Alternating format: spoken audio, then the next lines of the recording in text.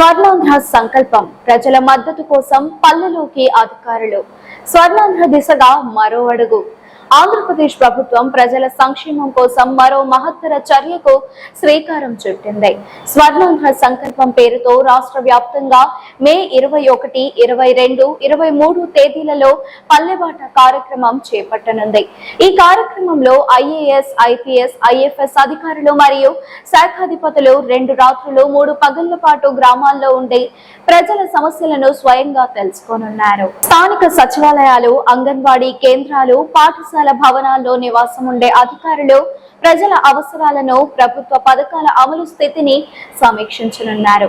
వారి ఫీడ్బ్యాక్ ను ప్రత్యేకంగా రూపొందించిన యాప్ లో నమోదు చేసి ప్రణాళిక శాఖ వాటిని క్రోడీకరించి ప్రభుత్వానికి నివేదిక సమర్పిస్తుంది. పథకాలపై ప్రజల అభిప్రాయాలను సేకరించి అవసరమైతే మార్పులు చేసే దిశగా చర్యలు తీసుకోనున్నారు. ఈ కార్యక్రమం ద్వారా ప్రభుత్వం ప్రజలకు మరింత సమీపంగా ఉండేందుకు, వారి సమస్యలను నేరుగా తెలుసుకుని పరిష్కారాలు కనుగొనేందుకు మక్కువతో ముందడుగు వేసింది. ఈ వీడియో మీకు నచ్చినట్లయితే లైక్ చేయండి. మరిన్ని లేటెస్ట్ అప్డేట్స్ కోసం వెంటనే మన ఛానల్ ను సబ్స్క్రైబ్ చేయండి.